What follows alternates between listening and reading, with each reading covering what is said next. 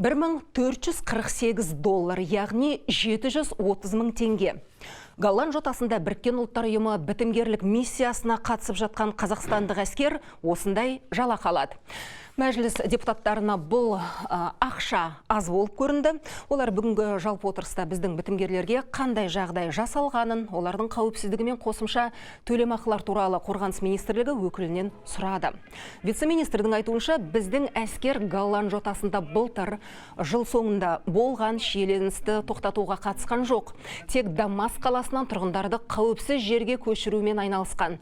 Әйтсе де мәжілісмендер біздің сарбаздар сыртта аш жүрме деп алаңдаулы. Жаңа сіз $1448 басқа әрбір сарбазға тағы да 3 айлық өтемақы төленетінін айттыңыз. Ол ай сайын төлене ме? Бірінші сұрақ, әлде бұл бір реттік пе? Контингенттің әскери қызметшілері даладағы миссиядан тікелей $1,28 ақш доллары, бұл 700 теңге көлемінде тәулік ақы алады.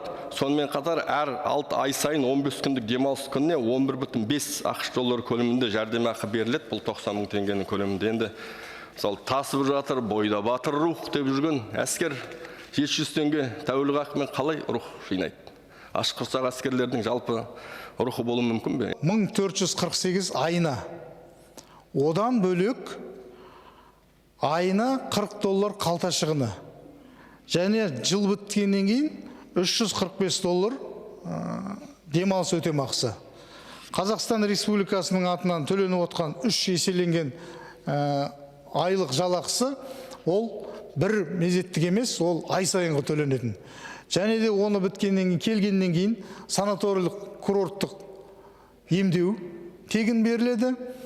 Әрбір айы сол жақтағы болғанда 1,5 ай есептелінетін болады оның.